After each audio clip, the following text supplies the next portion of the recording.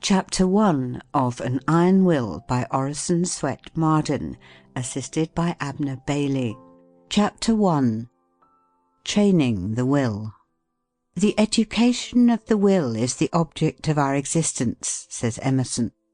Nor is this putting it too strongly if we take into account the human will in its relations to the divine. This accords with the saying of J. Stuart Mill that a character is a completely fashioned will. In respect to mere mundane relations, the development and discipline of one's willpower is of supreme moment in relation to success in life. No man can ever estimate the power of will. It is a part of the divine nature, all of a piece with the power of creation. We speak of God's fiat. Fiat lux, let light be. Man has his fiat. The achievements of history have been the choices, the determinations, the creations of the human will. It was the will, quiet or pugnacious, gentle or grim, of men like Wilberforce and Garrison, Goodyear and Cyrus Field, Bismarck and Grant, that made them indomitable. They simply would do what they planned. Such men can no more be stopped than the sun can be, or the tide. Most men fail, not through lack of education or agreeable personal qualities, but from lack of dogged determination, from lack of dauntless will. It is impossible, says Sharman, quote, to look into the conditions under which the battle of life is being fought, without perceiving how much really depends upon the extent to which the willpower is cultivated, strengthened, and made operative in right directions." End quote. Young people need to go into training for it. We live in an age of athletic meets. Those who are determined to have athletic willpower must take for it the kind of exercise they need. This is well illustrated by a report I have seen of the long race from Marathon in the recent Olympian Games, which was won by the young Greek peasant Sotirios Louas. A struggle in the race of life. There had been no great parade about the training of this champion runner. From his work at the plough he quietly betook himself to the task of making Greece victorious before the assembled strangers from every land. He was known to be a good runner, and without fuss or bustle he entered himself as a competitor. But it was not his speed alone, outdistancing every rival, that made the young Greek stand out from among his fellows that day. When he left his cottage home at Amarousi, his father said to him, "Sotiri, you must only return a victor." The light of a firm resolve shone in the young man's eye. The old father was sure that his boy would win, and so he made his way to the station, there to wait till Sotiri should come in ahead of all the rest. No one knew the old man and his 3 daughters as they elbowed their way through the crowd. When at last the excitement of the assembled multitude told that the critical moment had arrived, that the racers were nearing the goal, the old father looked up through eyes that were a little dim, as he realized that truly Sotiri was leading the way. He was returning a victor. How the crowd surged about the young peasant when the race was fairly won! Wild with excitement, they knew not how to shower upon him sufficient praise. Ladies overwhelmed him with flowers and rings, some even gave him their watches, and one American lady bestowed upon him her jewelled smelling bottle. The princes embraced him, and the king himself saluted him in military fashion. But the young Sotirios was seeking for other praise than theirs. Past the ranks of royalty and fair maidenhood, past the outstretched hands of his own countrymen, past the applauding crowd of foreigners, his gaze wandered till it fell upon an old man, trembling with eagerness, who resolutely pushed his way through the excited, satisfied throng. Then the young face lighted, and as old Louas advanced to the innermost circle with arms outstretched to embrace his boy, the young victor said simply, You see, Father, I have obeyed. Mental discipline. The athlete trains for his race, and the mind must be put into training if one will win life's race.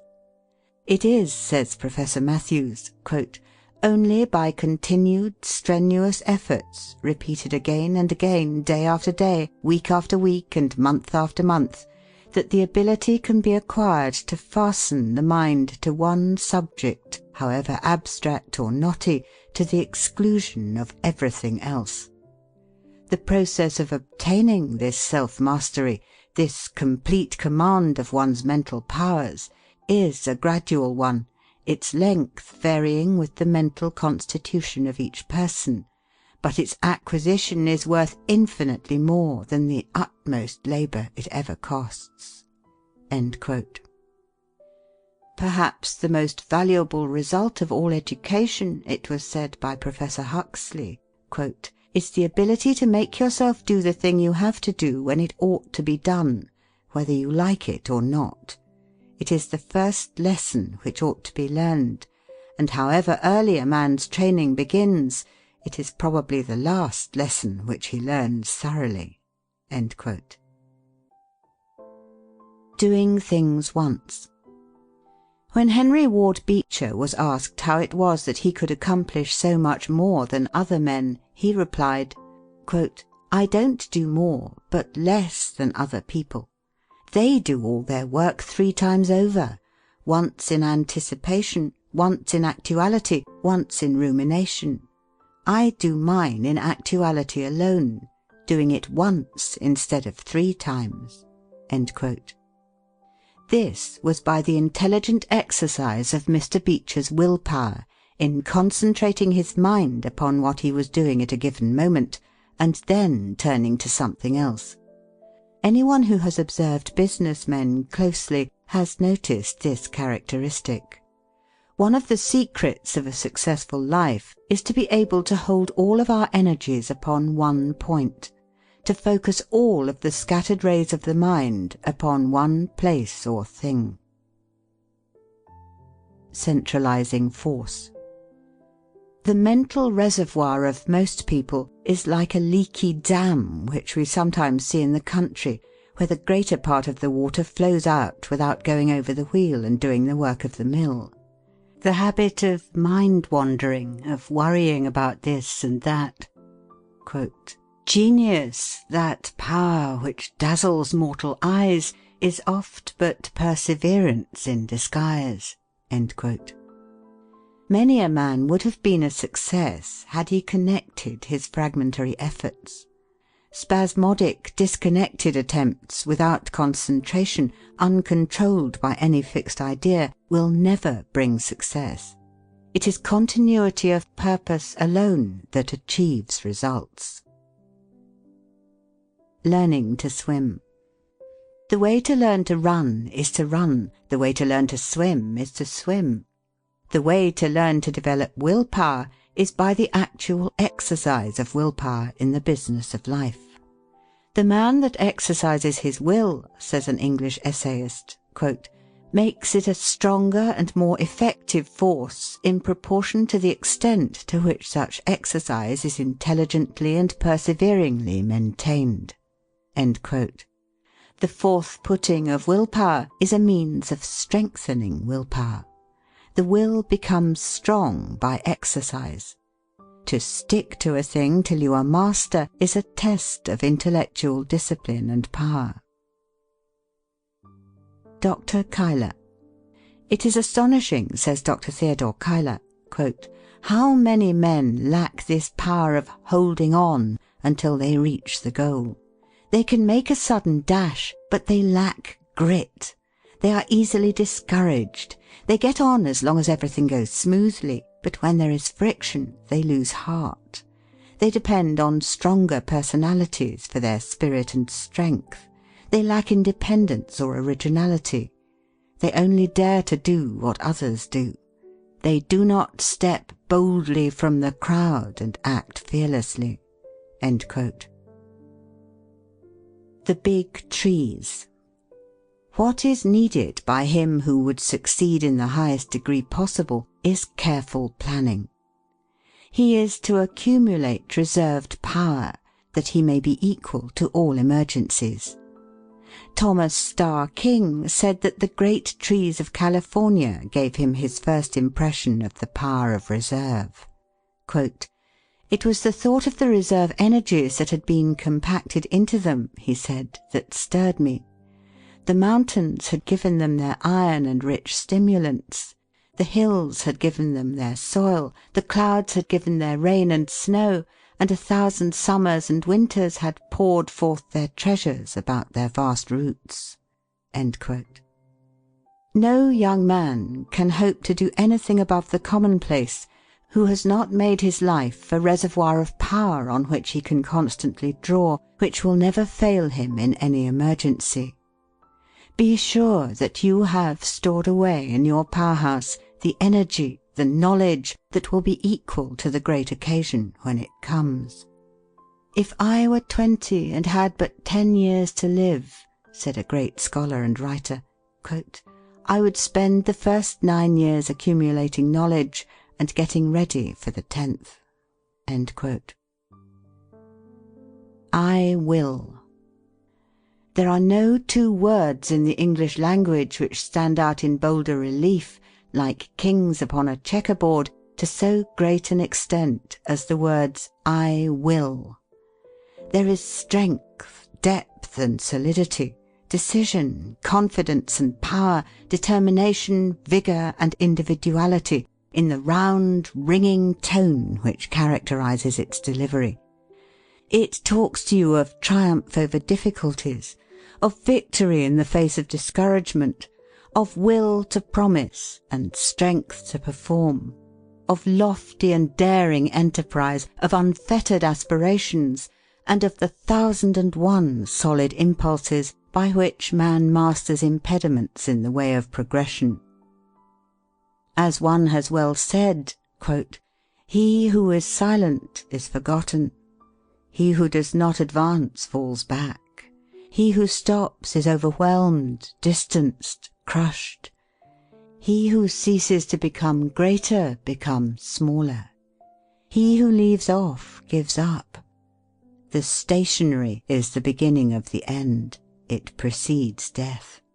To live is to achieve, to will without ceasing."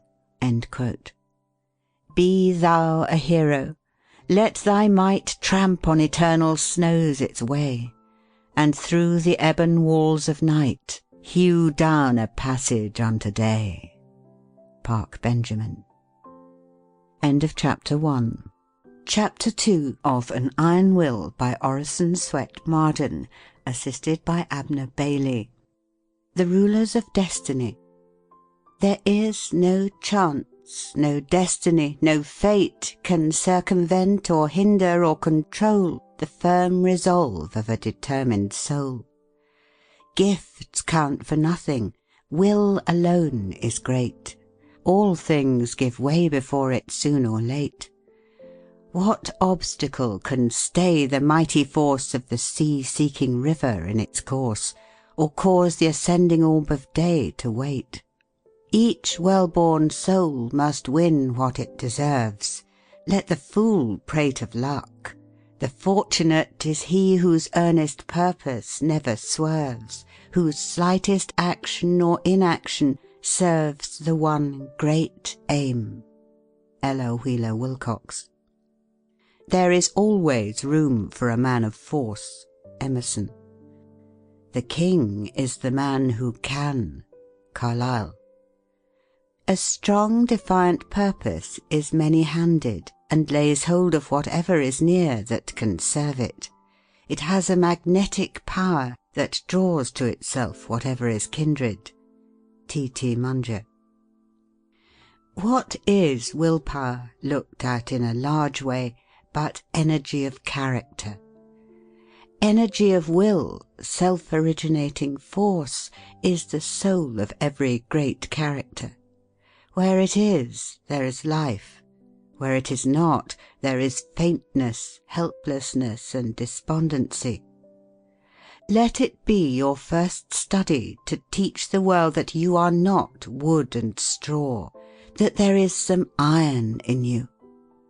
Men who have left their mark upon the world have been men of great and prompt decision. The achievements of willpower are almost beyond computation. Scarcely anything seems impossible to the man who can will strongly enough and long enough. One talent with a will behind it will accomplish more than 10 without it, as a thimbleful of powder in a rifle, the bore of whose barrel will give it direction, will do greater execution than a carload burned in the open air. The wills, the won'ts, and the can'ts. There are 3 kinds of people in the world, says a recent writer, quote, the wills, the won'ts, and the can'ts. The first accomplish everything, the second oppose everything, the third fail in everything. End quote. The shores of fortune, as Foster says, are covered with the stranded wrecks of men of brilliant ability, but who have wanted courage, faith, and decision, and have therefore perished in sight of more resolute but less capable adventurers who succeeded in making port. Were I called upon to express in a word the secret of so many failures among those who started out with high hopes, I should say they lacked willpower. They could not half will. And what is a man without a will? He is like an engine without steam. Genius unexecuted is no more genius than a bushel of acorns in a forest of oaks. Will has been called the spinal column of personality. The will in its relation to life, says an English writer, quote, may be compared at once to the rudder and to the steam engine of a vessel, on the confined and related action of which it depends entirely for the direction of its course and the vigour of its movement. End quote. Strength of will is the test of a young man's possibilities. Can he will strong enough and hold whatever he undertakes with an iron grip? It is the iron grip that takes and holds. What chance is there in this crowding, pushy, selfish, greedy world where everything is pusher or pushed for a young man with no will, no grip on life? The man who would forge to the front in this competitive age must be a man of prompt and determined decision. A tailor's needle. It is in one of Ben Jonson's old plays, quote, when I once take the humour of a thing, I am like your tailor's needle. I go through with it. End quote. This is not different from Richelieu, who said, quote, when I have once taken a resolution, I go straight to my aim. I overthrow all. I cut down all. End quote. And in business affairs, the counsel of Rothschild is to the same effect, quote, do without fail that which you determine to do. End quote. Gladstone's children were taught to accomplish to the end whatever they might begin, no matter how insignificant the undertaking might be. What is worse than rashness? It is irresolution that is worse than rashness. He that shoots, says Feltham, quote, may sometimes hit the mark, but he that shoots not at all can never hit it. Irresolution is like an ague. It shakes not this nor that limb, but all the body is at once in a fit. End quote.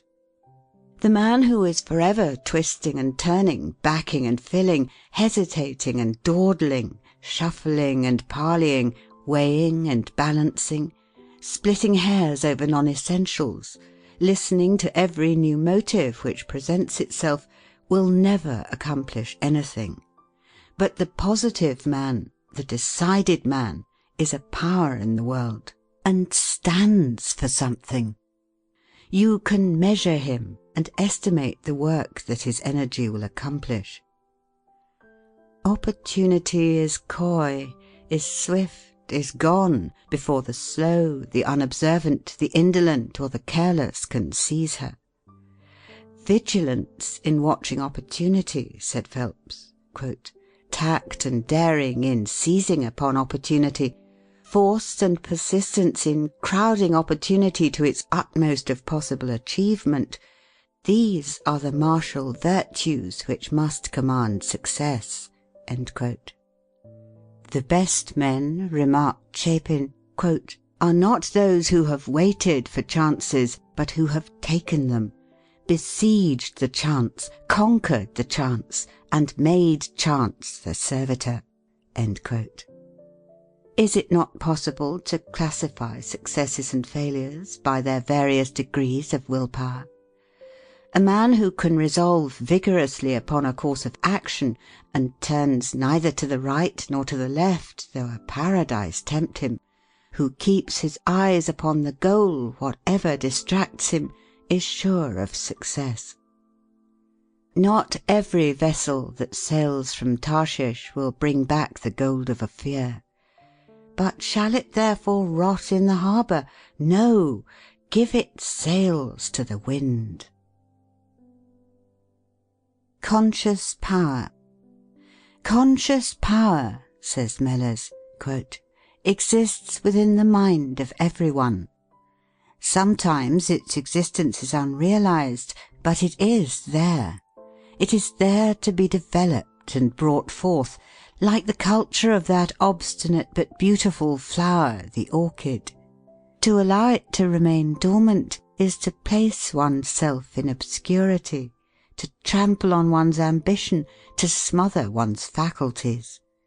To develop it is to individualize all that is best within you and give it to the world. It is by an absolute knowledge of yourself, the proper estimate of your own value." There is hardly a reader, says an experienced educator, who will not be able to recall the early life of at least one young man whose childhood was spent in poverty, and who, in boyhood, expressed a firm desire to secure a higher education. If, a little later, that desire became a declared resolve, soon the avenues opened to that end. That desire and resolve created an atmosphere which attracted the forces necessary to the attainment of the purpose. Many of these young men will tell us that, as long as they were hoping and striving and longing, mountains of difficulty rose before them, but that when they fashioned their hopes into fixed purposes, aid came unsought to help them on the way." Do you believe in yourself? The man without self-reliance and an iron will is the plaything of chance, the puppet of his environment, the slave of circumstances. Are not doubts the greatest of enemies? If you would succeed up to the limit of your possibilities, must you not constantly hold to the belief that you are success organized, and that you will be successful, no matter what opposes? You are never to allow a shadow of doubt to enter your mind that the Creator intended you to win in life's battle. Regard every suggestion that your life may be a failure, that you are not made like those who succeed, and that success is not for you, as a traitor, and expel it from your mind as you would a thief from your house.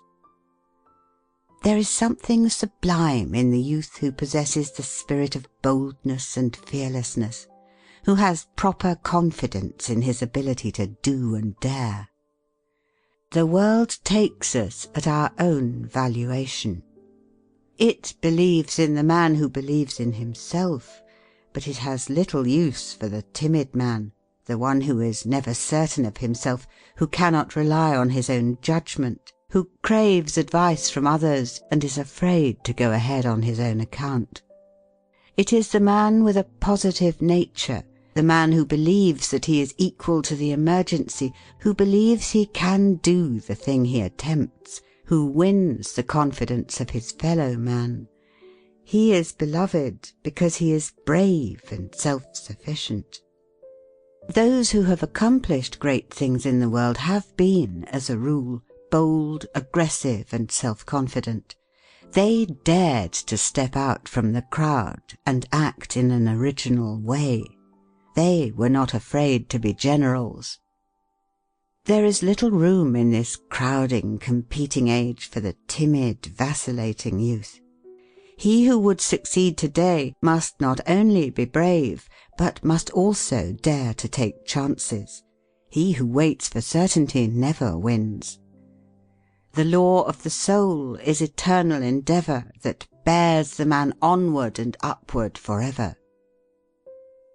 A man can be too confiding in others, but never too confident in himself.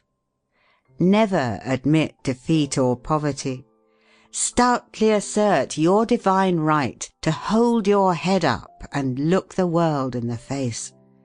Step bravely to the front, whatever opposes, and the world will make way for you. No one will insist upon your rights while you yourself doubt that you have any. Believe you were made for the place you fill. Put forth your whole energies. Be awake. Electrify yourself. Go forth to the task. A young man once said to his employer, quote, "Don't give me an easy job. I want to handle heavy boxes, shoulder great loads. I would like to lift a big mountain and throw it into the sea." End quote. And he stretched out two brawny arms, while his honest eyes danced, and his whole being glowed with conscious strength. The world in its heart admires the stern, determined doer. The world turns aside to let any man pass who knows whither he is going. It is wonderful how even the apparent casualties of life seem to bow to a spirit that will not bow to them, and yield to assist a design after having in vain attempted to frustrate it. The man who succeeds, says Prentice Mulford, quote, "must always in mind or imagination live, move, think, and act as if he gained that success, or he never will gain it." End quote. "We go forth," said Emerson, quote, "austere, dedicated, believing in the iron links of destiny, and will not turn on our heels to save our lives. A book, a bust, or only the sound of a name shoots a spark through the nerves, and we suddenly believe in will.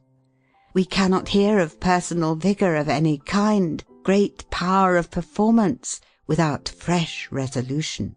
End quote. End of Chapter 2. Chapter 3 of An Iron Will by Orison Swett Marden, assisted by Abner Bailey. Force of will in camp and field. Oh, what miracles have been wrought by the self-confidence, the self-determination of an iron will! What impossible deeds have been performed by it!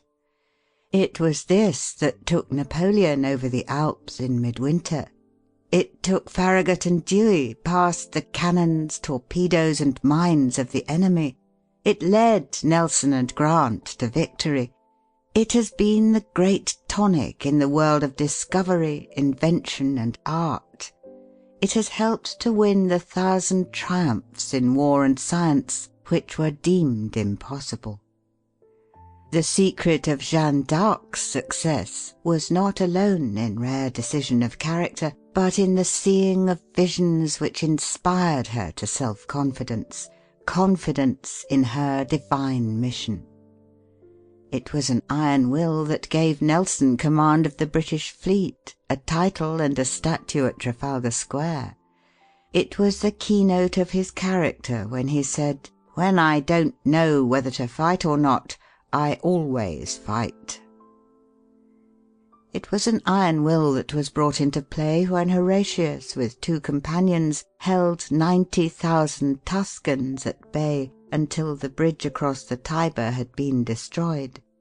when Leonidas at Thermopylae checked the mighty march of Xerxes, when Themistocles off the coast of Greece shattered the Persians' armada, when Caesar, finding his army hard pressed, seized spear and buckler and snatched victory from defeat, when Winkelried gathered to his breast a sheaf of Austrian spears and opened a path for his comrades, when Wellington fought in many climes without ever being conquered, when Ney on 100 fields changed apparent disaster into brilliant triumph, when Sheridan arrived from Winchester as the Union retreat was becoming a rout and turned the tide, when Sherman signalled his men to hold the fort, knowing that their leader was coming.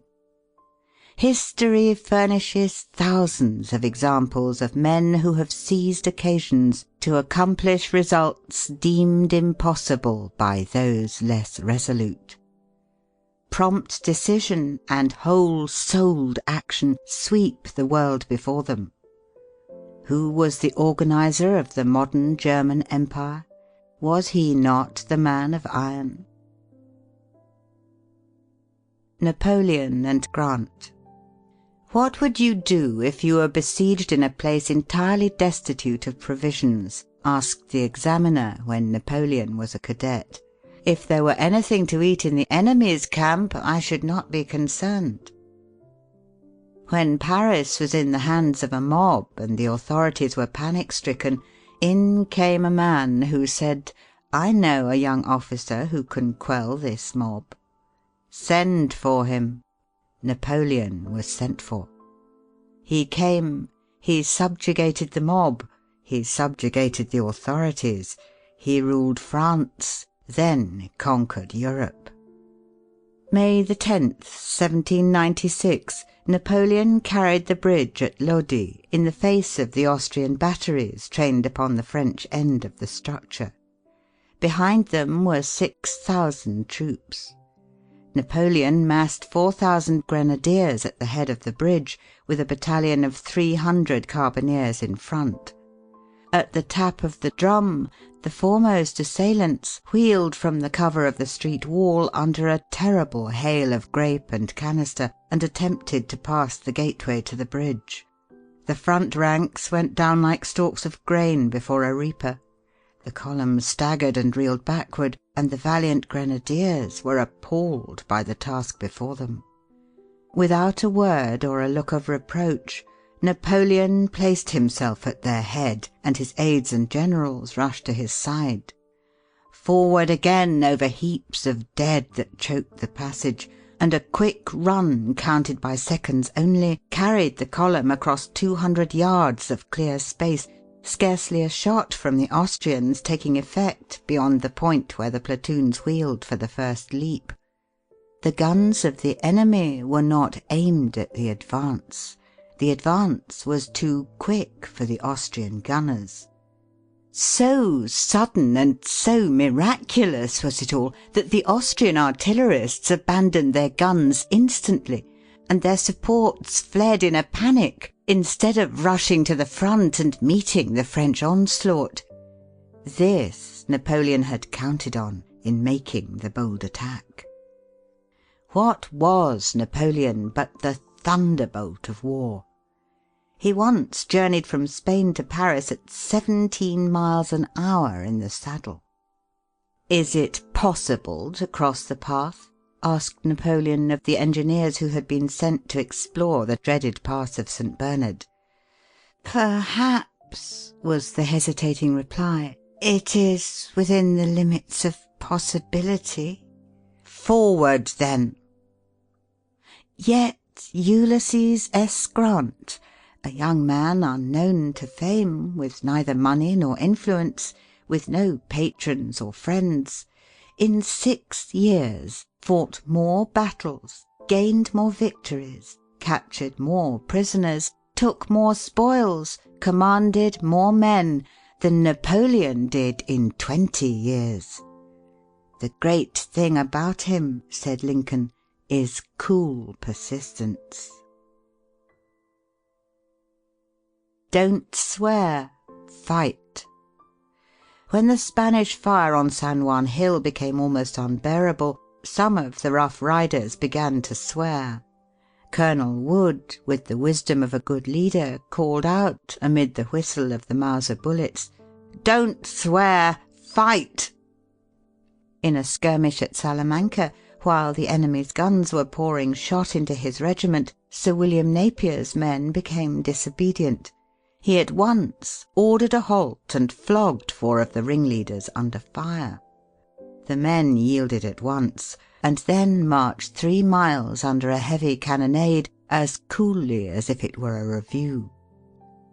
When Pélissier, the Crimean chief of Zouaves, struck an officer with a whip, the man drew a pistol that missed fire. The chief replied, "Fellow, I order you a 3 days' arrest for not having your arms in better order." The man of iron will is cool in the hour of danger. I had to run like a cyclone. This was what Roosevelt said about his pushing on up San Juan Hill ahead of his regiment. I had to run like a cyclone to stay in front and keep from being run over. The personal heroism of Hobson or of Cushing, who blew up the Albemarle 40 years ago, was but the expression of a magnificent willpower. It was this which was the basis of General Wheeler's unparalleled military advancement. A second lieutenant at 23, a colonel at 24, a brigadier general at 25, a major general at 26, a corps commander at 27, and a lieutenant general at 28. General Wheeler had 16 horses killed under him, and a great number wounded. His saddle equipments and clothes were frequently struck by the missiles of the enemy. He was 3 times wounded, once painfully. He had 32 staff officers or acting staff officers killed or wounded. In almost every case they were immediately by his side. No officer was ever more exposed to the missiles of death than Joseph Wheeler. What is this imperial characteristic of manhood, an iron will, but that which underlies all magnificent achievement, whether by heroes of the Light Brigade or the heroic firefighters of our great cities? End of Chapter 3. Chapter 4 of An Iron Will by Orison Swett Marden, assisted by Abner Bailey. Willpower in its relation to health and disease. 1. There is no doubt that, as a rule, great decision of character is usually accompanied by great constitutional firmness. Men who have been noted for great firmness of character have usually been strong and robust. As a rule, it is the strong physical man who carries weight and conviction. Take as an example William the Conqueror as he is pictured by Green in his history. Quote, "The very spirit of the sea robbers from whom he sprang seemed embodied in his gigantic form, his enormous strength, his savage countenance, his desperate bravery. No other knight under heaven, his enemies confessed, was William's peer. No other man could bend William's bow. His mace crashed through a ring of English warriors to the foot of the standard. He rose to his greatest heights in moments when other men despaired. No other man who ever sat upon the throne of England was this man's match." End quote. Or take Webster. Sidney Smith said, quote, "Webster is a living lie, because no man on earth can be as great as he looks." End quote. Carlyle said of him, quote, "One would incline at sight to back him against the world." End quote. His very physique was eloquent. Men yielded their wills to his at sight. The great prizes of life ever fall to the robust, the stalwart, the strong. Not to a huge muscle or powerful frame necessarily, but to a strong vitality, a great nervous energy. It is the Lord Brougham's working almost continuously 144 hours. It is the Napoleon's 20 hours in the saddle. It is the Franklin's camping out in the open air at 70. It is the Gladstones firmly grasping the helm of the ship of state at 84, tramping miles every day and chopping down huge trees at 85, who accomplish the great things of life. To prosper you must improve your brain power, and nothing helps the brain more than a healthy body. The race of today is only to be won by those who will study to keep their bodies in such good condition that their minds are able and ready to sustain that high pressure on memory and mind which our present fierce competition engenders. It is health rather than strength that is now wanted. Health is essentially the requirement of our time to enable us to succeed in life. In all modern occupations, from the nursery to the school, from the school to the shop or world beyond, the brain and nerve strain go on, continuous, augmenting and intensifying. As a rule, physical vigour is the condition of a great career. Stonewall Jackson, early in life, determined to conquer every weakness he had, physical, mental, and moral. He held all of his powers with a firm hand. To his great self-discipline and self-mastery he owed his success. So determined was he to harden himself to the weather that he could not be induced to wear an overcoat in winter. "I will not give in to the cold," he said. For a year, on account of dyspepsia, he lived on buttermilk and stale bread, and wore a wet shirt next his body because his doctor advised it, although everybody else ridiculed the idea. This was while he was professor at the Virginia Military Institute. His doctor advised him to retire at 9 o'clock, and no matter where he was or who was present, he always sought his bed on the minute. He adhered rigidly through life to this stern system of discipline. Such self-training, such self-conquest, gives one great power over others. It is equal to genius itself. "I can do nothing," said Grant, "without 9 hours' sleep." What else is so grand as to stand on life's threshold, fresh, young, hopeful, with a consciousness of power equal to any emergency, a master of the situation? The glory of a young man is his strength. Our great need of the world today is for men and women who are good animals. To endure the strain of our concentrated civilization, the coming man and woman must have an excess of animal spirits. They must have a robustness of health. Mere absence of disease is not health. It is the overflowing fountain, not the one half full, that gives life and beauty to the valley below. Only he is healthy who exults in mere animal existence, whose very life is a luxury, who feels a bounding pulse throughout his body, who feels life in every limb, as dogs do when scouring over the field, or as boys do when gliding over fields of ice. 2. Yet, in spite of all this, in defiance of it, we know that an iron will is often triumphant in the contest with physical infirmity. Quote, "Brave spirits are a balsam to themselves. There is a nobleness of mind that heals wounds beyond salves." End quote. "One day," said a noted rope walker, quote, "I signed an agreement to wheel a barrow along a rope on a given day. A day or two before, I was seized with lumbago.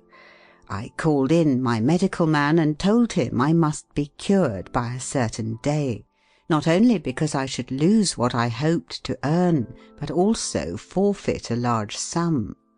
I got no better, and the doctor forbade my getting up. I told him, 'What do I want with your advice? if you cannot cure me, of what good is your advice?' When I got to the place, there was the doctor protesting I was unfit for the exploit. I went on, though I felt like a frog with my back. I got ready my pole and my barrow, took hold of the handles, and wheeled it along the rope as well as I ever did. When I got to the end, I wheeled it back again, and when this was done, I was a frog again. What made me that I could wheel the barrow? It was my reserve will." End quote. "What does he know," asks the sage, "who has not suffered?" End quote. Did not Schiller produce his greatest tragedies in the midst of physical suffering almost amounting to torture? Handel was never greater than when, warned by palsy of the approach of death, and struggling with distress and suffering, he sat down to compose the great works which have made his name immortal in music. Beethoven was almost totally deaf and burdened with sorrow when he produced his greatest works. Milton, writing "Who best can suffer, best can do," wrote at his best when in feeble health and when poor and blind. Quote, "Yet I argue not against heaven's hand or will, nor bate a jot of heart or hope, but still bear up and steer right onward." End quote. The Reverend William H. Milburn, who lost his sight when a child, studied for the ministry and was ordained before he attained his majority. He has written 6 books, among them a very careful history of the Mississippi Valley. He has long been chaplain of the Lower House of Congress. Blind Fanny Crosby of New York was a teacher of the blind for many years. She has written nearly 3,000 hymns, among which are "Pass Me Not, O Gentle Saviour," "Rescue the Perishing," "Saviour More Than Life to Me," and "Jesus Keep Me Near the Cross." "The truest help we can render one who is afflicted," said Bishop Brooks, quote, "is not to take his burden from him, but to call out his best energy that he may be able to bear." End quote. What a mighty will Darwin had! He was in continual ill health. He was in constant suffering. His patience was marvellous. No one but his wife knew what he endured.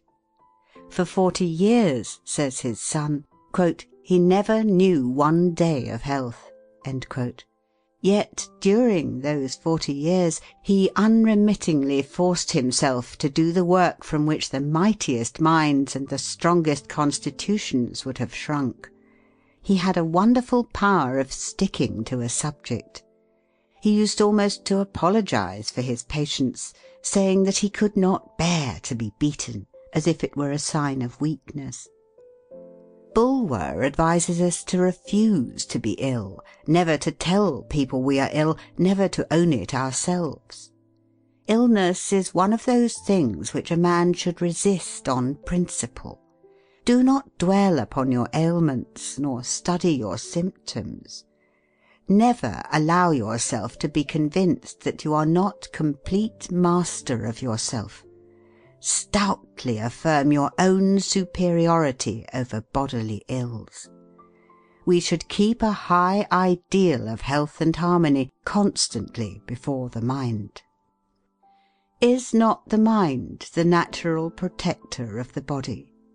We cannot believe that the Creator has left the whole human race entirely at the mercy of only about 6 specific drugs which always act with certainty. There is a divine remedy placed within us for many of the ills we suffer. If we only knew how to use this power of will and mind to protect ourselves, many of us would be able to carry youth and cheerfulness with us into the teens of our 2nd century. The mind has undoubted power to preserve and sustain physical youth and beauty, to keep the body strong and healthy, to renew life, and to preserve it from decay many years longer than it does now. The longest-lived men and women have, as a rule, been those who have attained great mental and moral development. They have lived in the upper region of a higher life, beyond the reach of much of the jar, the friction, and the discords which weaken and shatter most lives. Every physician knows that courageous people with indomitable will are not half as likely to contract contagious diseases as the timid, the vacillating, the irresolute. A thoughtful physician once assured a friend that if an express agent were to visit New Orleans in the yellow fever season, having $40,000 in his care, he would be in little danger of the fever so long as he kept possession of the money. Let him once deliver that into other hands, and the sooner he left the city, the better. Napoleon used to visit the plague hospitals even when the physicians dreaded to go, and actually put his hands upon the plague-stricken patients. He said the man who was not afraid could vanish the plague. A will-power like this is a strong tonic to the body. Such a will has taken many men from apparent deathbeds and enabled them to perform wonderful deeds of valor. When told by his physicians that he must die, Douglas Jerrold said, "And leave a family of helpless children? I won't die." He kept his word and lived for years. End of chapter 4. Chapter 5 of An Iron Will by Orison Swett Marden, assisted by Abner Bailey. The romance of achievement under difficulties. What doth the poor man's son inherit? Stout muscles and a sinewy heart, a hardy frame, a hardier spirit. King of two hands, he does his part in every useful toil and art. A heritage, it seems to me, a king might wish to hold in fee. Lowell. Has not God given every man a capital to start with? Are we not born rich?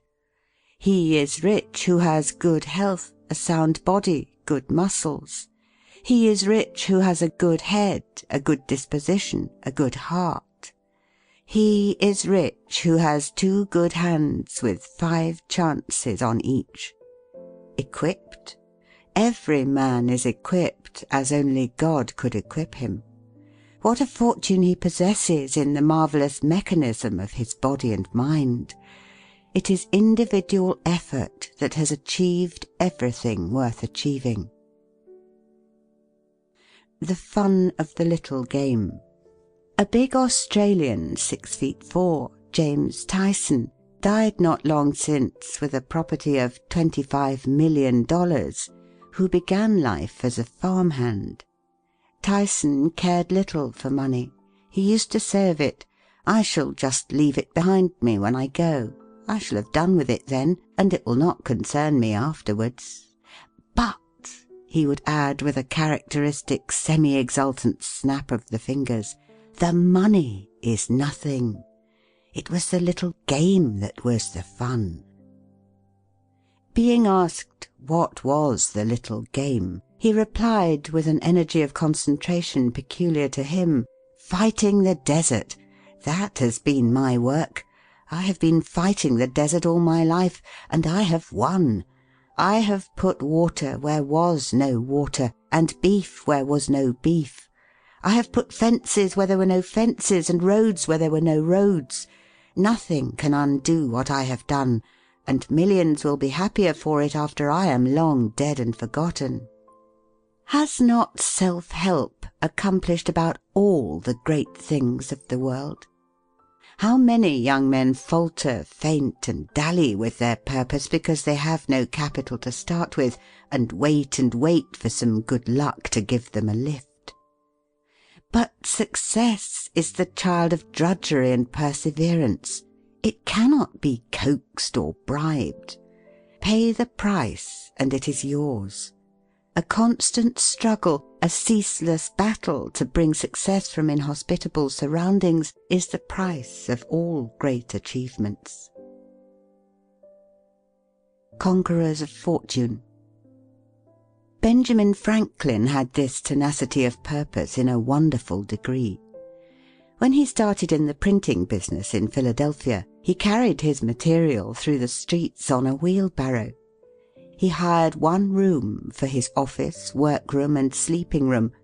He found a formidable rival in the city and invited him to his room. Pointing to a piece of bread from which he had just eaten his dinner, he said, "Unless you can live cheaper than I can, you cannot starve me out." It was so that he proved the wisdom of Edmund Burke, saying that, quote, "He that wrestles with us strengthens our nerves and sharpens our skill. Our antagonist is our helper." End quote. The poor and friendless lad George Peabody, weary, footsore, and hungry, called at a tavern in Concord, New Hampshire, and asked to be allowed to saw wood for lodging and breakfast. Yet he put in work for everything he ever received, and outmatched the poverty of early days.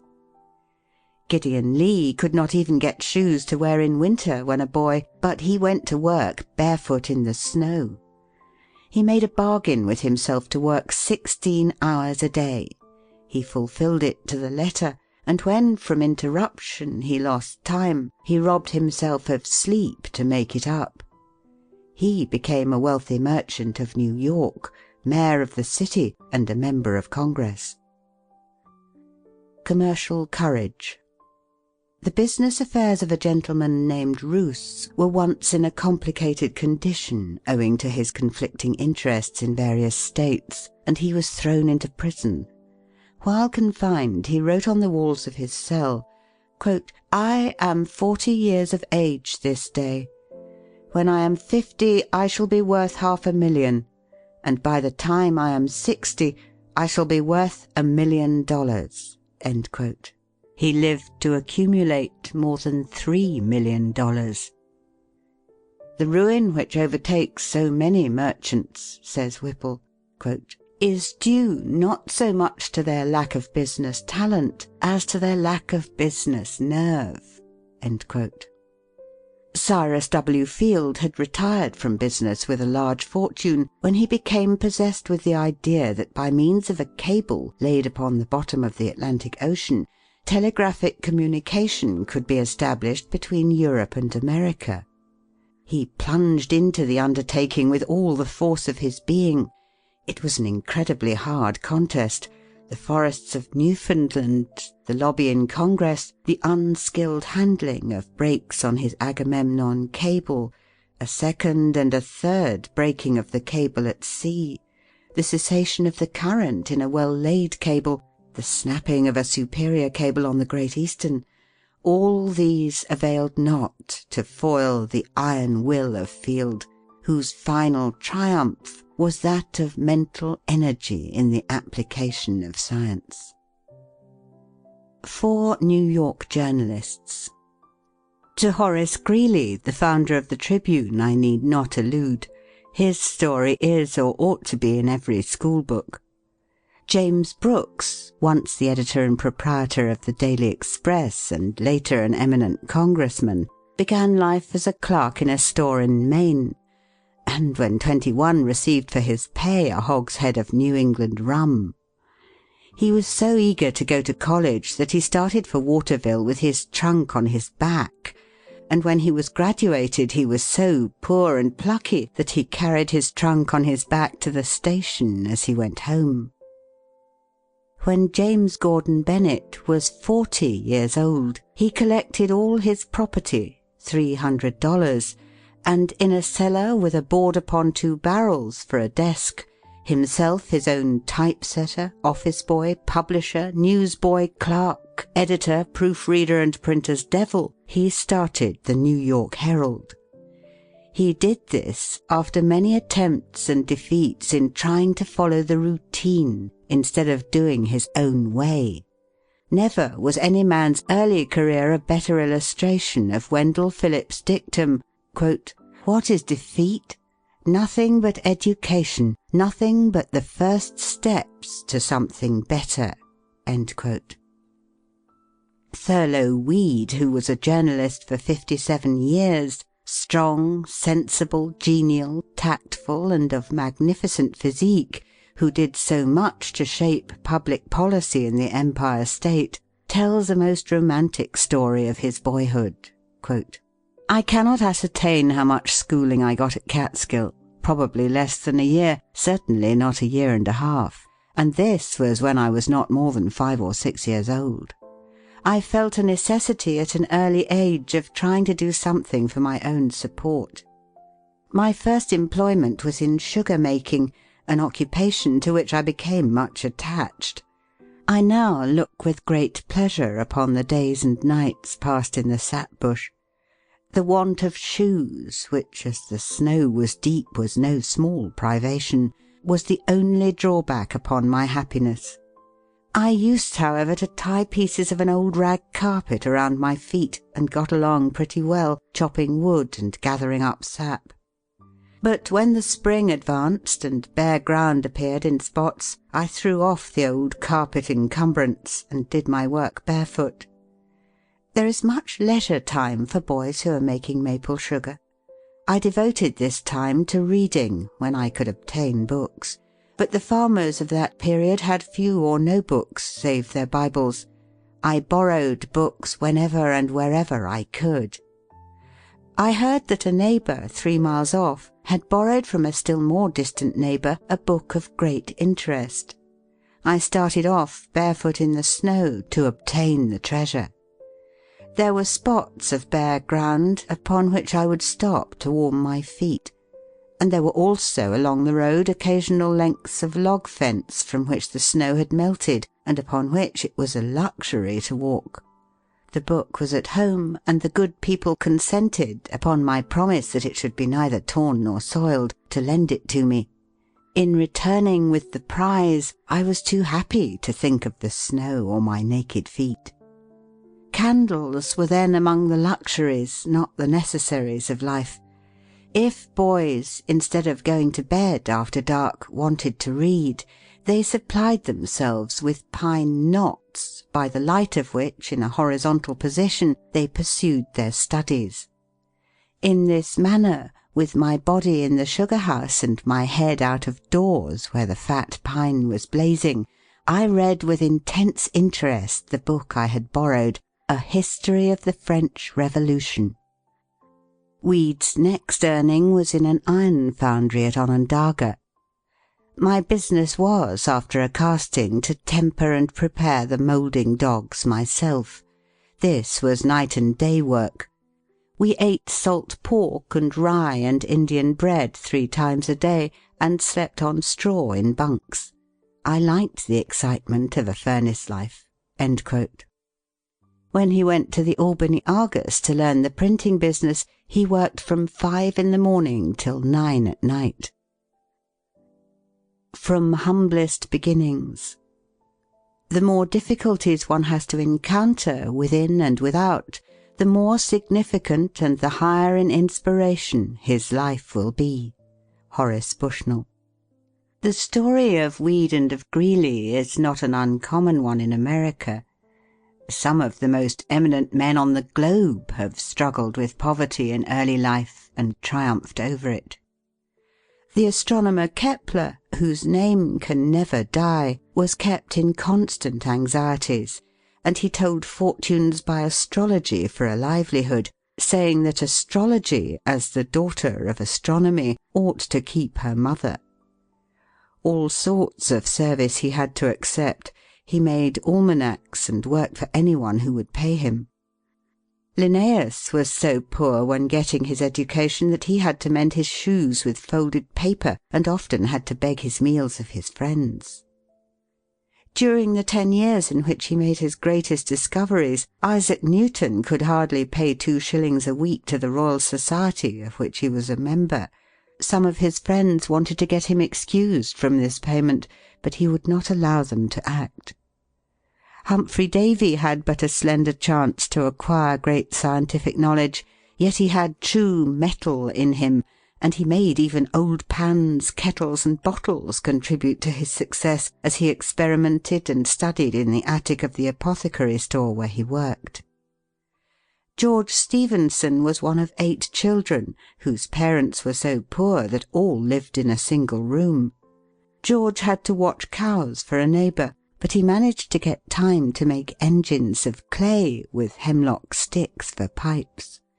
At 17 he had charge of an engine with his father for fireman. He could neither read nor write, but the engine was his teacher, and he a faithful student. While the other hands were playing games or loafing in liquor shops during the holidays, George was taking his machine to pieces, cleaning it, studying it, and making experiments in engines. When he had become famous as a great inventor of improvements in engines, those who had loafed and played called him lucky. It was by steadfastly keeping at it, by indomitable willpower, that these men won their positions in life. Quote, "We rise by the things that are under our feet, by what we have mastered of good or gain." End quote. Talent in tatters. Among the companions of Sir Joshua Reynolds, while he was studying his art at Rome, was a fellow pupil of the name of Astley. They made an excursion with some others on a sultry day, and all except Astley took off their coats. After several taunts, he was persuaded to do the same, and displayed on the back of his waistcoat a foaming waterfall. Distress had compelled him to patch his clothes with one of his own landscapes. James Sharples, the celebrated blacksmith artist of England, was very poor, but he often rose at 3 o'clock to copy books he could not buy. He would walk 18 miles to Manchester and back after a hard day's work to buy a shilling's worth of artists' materials. He would ask for the heaviest work in the blacksmith shop, because it took a longer time to heat at the forge, and he could thus have many spare minutes to study the precious book, which he propped up against the chimney. He was a great miser of spare moments, and used every one as though he might never see another. He devoted his leisure hours for 5 years to that wonderful production, the forge, copies of which are to be seen in many a home. It was by one unwavering aim, carried out by an iron will, that he wrought out his life triumph. "That boy will beat me one day," said an old painter as he watched a little fellow named Michelangelo making drawings of pots and brushes, easel and stool, and other articles in the studio. The barefoot boy did persevere until he had overcome every difficulty and become the greatest master of art the world has known. Although Michelangelo made himself immortal in 3 different occupations, and his fame might well rest upon his Dome of St. Peter as an architect, upon his Moses as a sculptor, or upon his Last Judgment as a painter, yet we find by his correspondence, now in the British Museum, that when he was at work on his colossal bronze statue of Pope Julius II, he was so poor that he could not have his younger brother come to visit him at Bologna, because he had but one bed in which he and 3 of his assistants slept together. Yet, quote, "the star of an unconquered will arose in his breast, serene and resolute and still, and calm and self-possessed." End quote. Concentrated energy. The struggles and triumphs of those who are bound to win is a never-ending tale. Nor will the procession of enthusiastic workers cease so long as the globe is turning on its axle.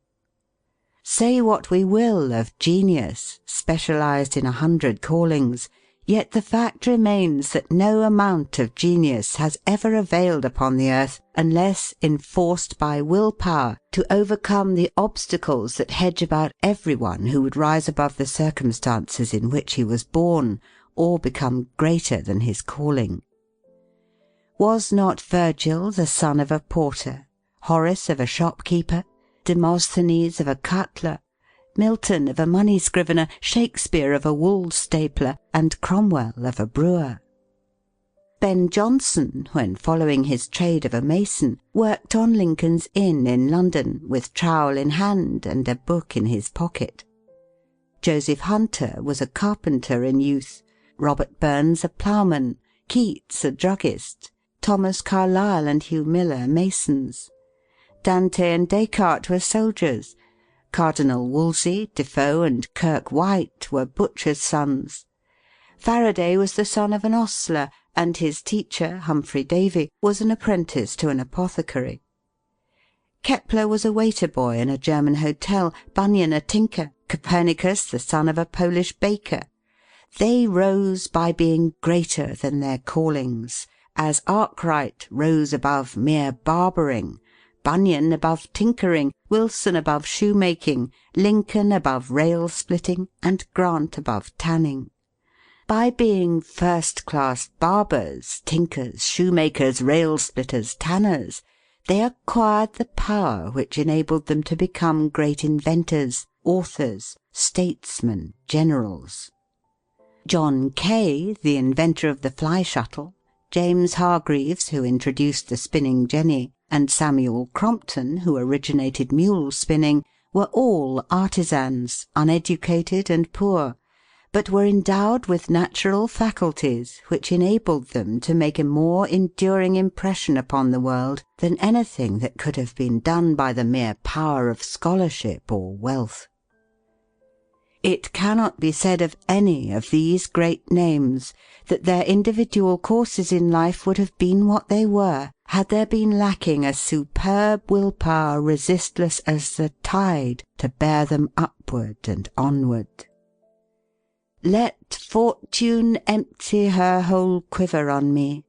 I have a soul that like an ample shield can take in all and verge enough for more. Fate was not mine, nor am I fate's. Souls know no conquerors. Dryden. End of Chapter 5. Chapter 6 of An Iron Will by Orison Swett Marden, assisted by Abner Bailey. Staying power. Never give up. There are chances and changes helping the hopeful 100 to 1. And through the chaos, high wisdom arranges ever success, if you'll only hold on. Never give up, for the wisest is boldest, knowing that Providence mingles the cup. And of all maxims the best, as the oldest, is the stern watchword of never give up. Be firm. One constant element of luck is genuine, solid, old Teutonic pluck. Holmes. Success in most things depends on knowing how long it takes to succeed. Montesquieu.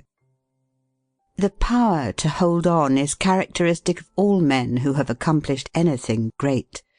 They may lack in some other particular, have many weaknesses or eccentricities, but the quality of persistence is never absent from a successful man.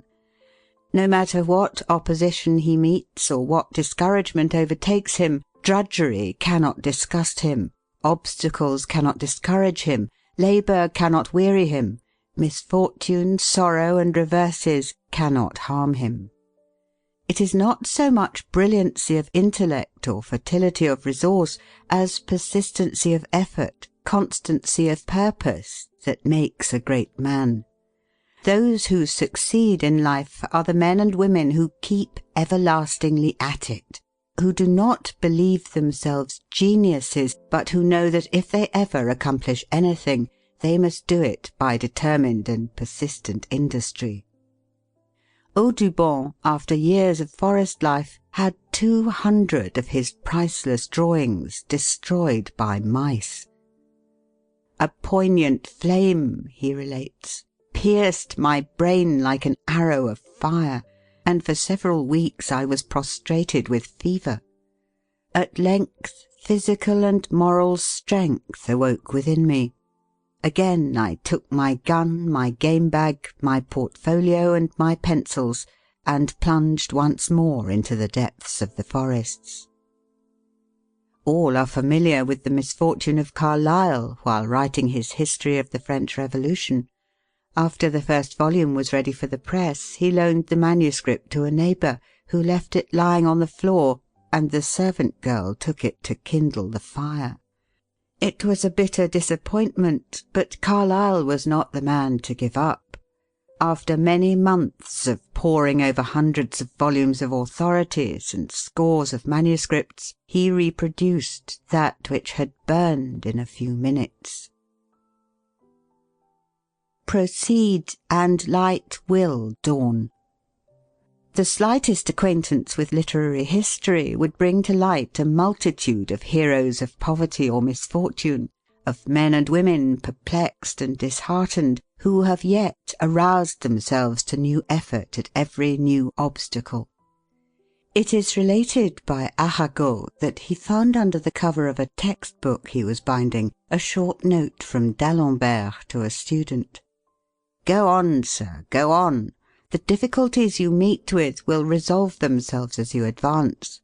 Proceed, and light will dawn, and shine with increasing clearness on your path." That maxim, said Arago, was my greatest master in mathematics. Had Balzac been easily discouraged, he would have hesitated at the words of warning given by his father. "Do you know that in literature a man must be either a king or a beggar?" "Very well," was the reply, "I will be a king." His parents left him to his fate in a garret. For 10 years he fought terrible battles with hardship and poverty, but won a great victory at last. He won it after producing 40 novels that did not win.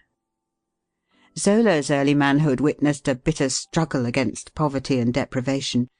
Until 20 he was a spoiled child, but on his father's death he and his mother began the battle of life in Paris. Of his dark time, Zola himself says, quote, "Often I went hungry for so long that it seemed as if I must die. I scarcely tasted meat from 1 month's end to another, and for 2 days I lived on 3 apples. Fire, even on the coldest nights, was an undreamed of luxury, and I was the happiest man in Paris when I could get a candle by the light of which I might study at night." End quote. Samuel Johnson's bare feet at Oxford showed through the holes in his shoes, yet he threw out at his window the new pair that someone left at his door. He lived for a time in London on 9 cents a day. For 13 years he had a hard struggle with want. John Locke once lived on bread and water in a Dutch garret, and Heine slept many a night on a barn floor with only a book for his pillow. It was to poverty as a thorn urging the breast of Harriet Martineau that we owe her writings.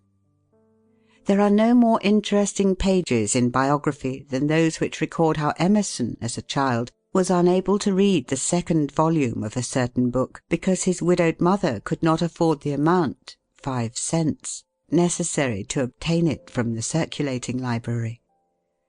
"Poor fellow," said Emerson as he looked at his delicately reared little son, quote, "how much he loses by not having to go through the hard experiences I had in my youth." End quote. It was through the necessity laid upon him to earn that Emerson made his first great success in life as a teacher. "I know," he said, quote, "no such unquestionable badge and ensign of a sovereign mind as that tenacity of purpose which, through all change of companions or parties or fortunes, changes never, bates no jot of heart or hope, but wearies out opposition and arrives at its port." End quote. She can never succeed. Louisa Alcott earned $200,000 by her pen. Yet when she was first dreaming of her power, her father handed her a manuscript one day that had been rejected by Mr. Fields, editor of the Atlantic, with the message, Tell Louisa to stick to her teaching. She can never succeed as a writer. Tell him I will succeed as a writer, and some day I shall write for the Atlantic. Not long after, she wrote for the Atlantic a poem that Longfellow attributed to Emerson, and there came a time when she wrote in her diary, quote, 20 years ago I resolved to make the family independent if I could. At 40 that is done. Debts all paid, even the outlawed ones, and we have enough to be comfortable. It has cost me my health, perhaps." End quote. I trample on impossibilities. So it was said by Lord Chatham. Why, asked Mirabeau, quote, should we call ourselves men unless it be to succeed in everything everywhere? End quote. It is all very well, said Charles J. Fox, quote, to tell me that a young man has distinguished himself by a brilliant first speech. He may go on satisfied with his first triumph. But show me a young man who has not succeeded at first and has then gone on, and I will back that man to do better than those who succeeded at the first trial. End quote. Cobden broke down completely the first time he appeared on a platform in Manchester, and the chairman apologized for him. But he did not give up speaking until every poor man in England had a larger, better, and cheaper loaf. Young Disraeli sprung from a hated and persecuted race, pushed his way up through the middle classes and upper classes until he stood self-poised upon the topmost round of political and social power. At first he was scoffed at, ridiculed, rebuffed, hissed from the House of Commons. He simply said, quote, "The time will come when you will hear me." End quote. The time did come, and he swayed the sceptre of England for a quarter of a century. How massive was the incalculable reserve power of Lincoln as a youth, or of President Garfield, woodchopper, bell ringer, and sweeper general in college. Persistent purpose. We hear a great deal of talk about genius, talent, luck, chance, cleverness, and fine manners playing a large part in one's success. Leaving out luck and chance, all these elements are important factors. Yet the possession of any or all of them, unaccompanied by a definite aim, a determined purpose, will not ensure success. Men drift into business, they drift into society, they drift into politics, they drift into what they fondly and but vainly imagine is religion. If winds and tides are favourable, all is well. If not, all is wrong. Stalker says, quote, "Most men merely drift through life, and the work they do is determined by 100 different circumstances. They might as well be doing anything else, or they would prefer to be doing nothing at all." End quote. Yet, whatever else may have been lacking in the giants of the race, the men who have been conspicuously successful have all had one characteristic in common: doggedness and persistence of purpose. It does not matter how clever a youth may be, whether he leads his class in college or outshines all the other boys in his community. He will never succeed if he lacks this essential of determined persistence. Many men who might have made brilliant musicians, artists, teachers, lawyers, able physicians or surgeons, in spite of predictions to the contrary, have fallen short of success because deficient in this quality. Persistence of purpose is a power. It creates confidence in others. Everybody believes in the determined man. When he undertakes anything, his battle is half won, because not only he himself, but everyone who knows him, believes that he will accomplish whatever he sets out to do.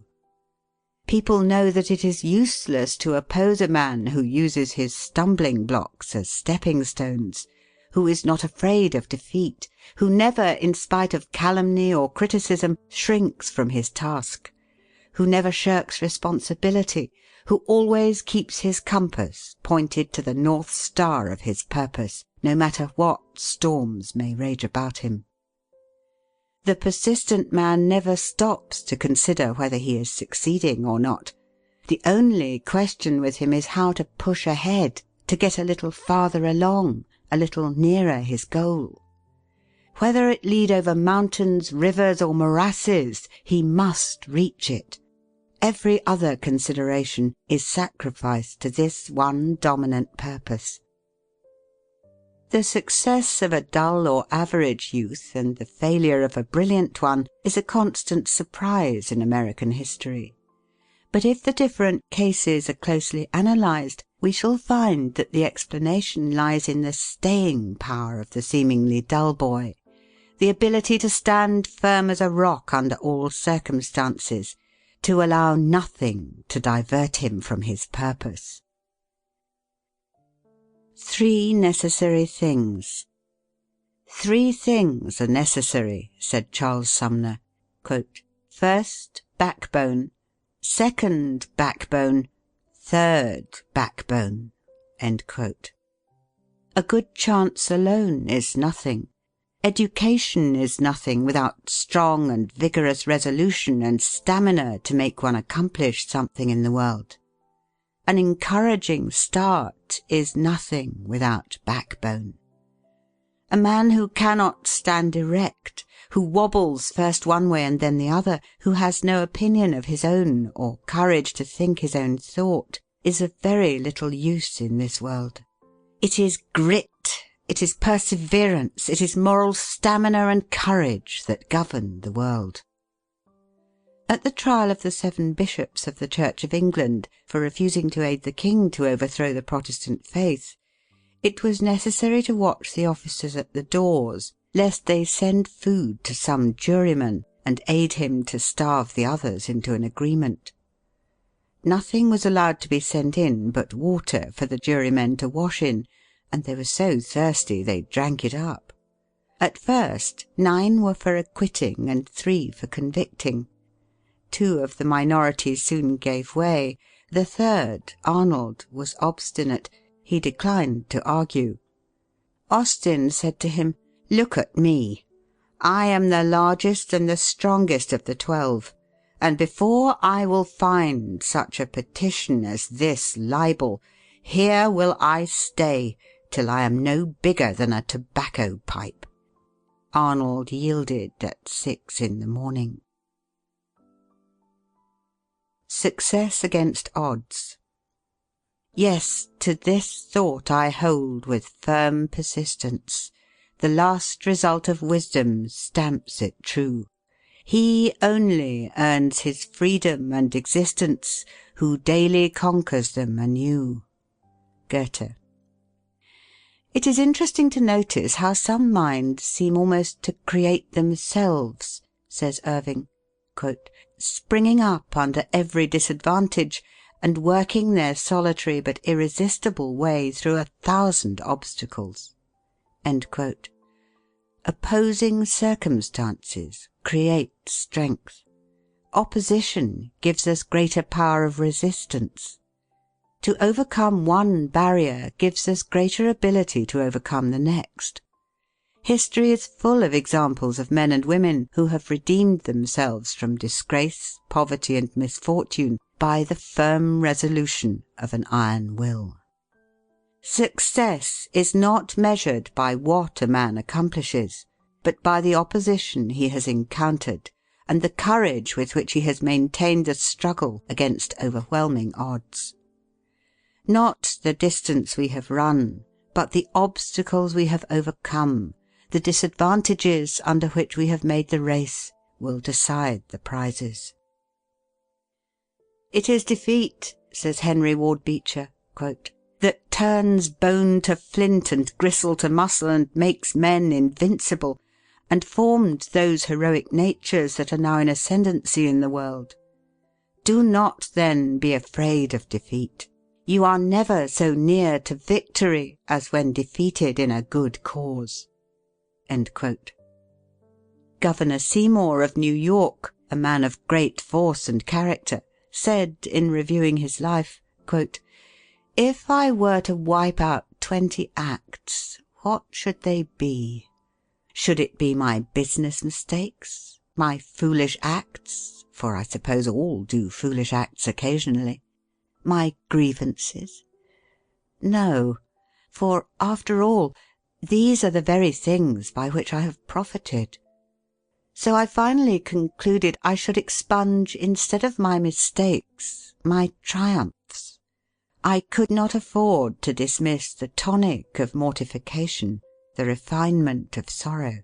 I needed them, every one." End quote. "Every condition, be it what it may," says Channing, quote, "has hardships, hazards, pains. We try to escape them. We pine for a sheltered lot, for a smooth path, for cheering friends and unbroken success.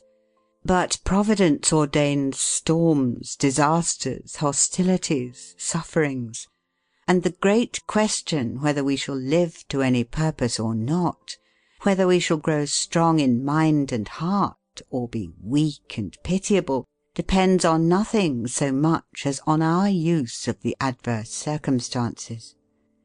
Outward evils are designed to school our passions, and to rouse our faculties and virtues into intenser action. Sometimes they seem to create new powers. Difficulty is the element, and resistance the true work of man. Self-culture never goes on so fast as when embarrassed circumstances, the opposition of men or the elements, unexpected changes of the times, or other forms of suffering, instead of disheartening, throw us on our inward resources, turn us for strength to God, clear up to us the great purpose of life, and inspire calm resolution. No greatness or goodness is worth much unless tried in these fires." End quote. Better to stem with heart and hand the roaring tide of life, than lie unmindful on its flowery strand of God's occasions drifting by. Better with naked nerve to bear the needles of this goading air, than in the lap of sensual ease forego the godlike power to do, the godlike aim to know. Whittier.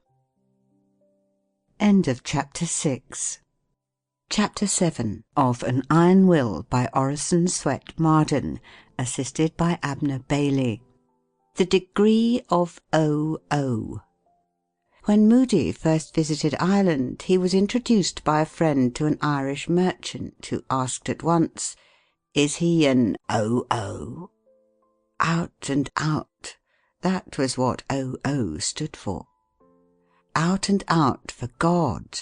That was what this merchant meant. He indeed is but a wooden man, and a poor stick at that, who is decided in everything else, but who never knows where he is at in all moral relations, being religiously nowhere.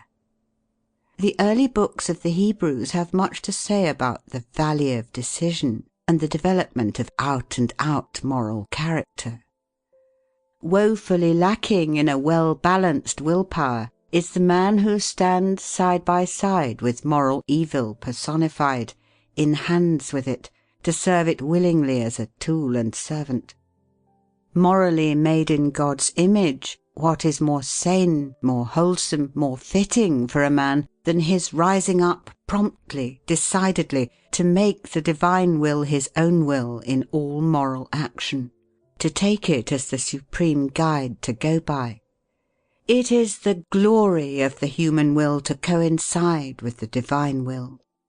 Doing this, a man's iron will, instead of being a malignant, selfish power, will be useful in uplifting mankind. God has spoken, or he has not spoken. If he has spoken, the wise will hear. We search the world for truth. We cull the good, the pure, the beautiful from graven stone and written scroll, from all the flower fields of the soul. And, weary seekers of the best, we come back laden from our quest, to find that all the sages said is in the book our mother read. Whittier. O earth that blooms and birds that sing, O stars that shine when all is dark, in type and symbol thou dost bring the life divine, and bid us hark, that we may catch the chant sublime, and rising, pass the bounds of time. So shall we win the goal divine, our immortality. Carol Norton. End of An Iron Will by Orison Swett Marden, assisted by Abner Bailey.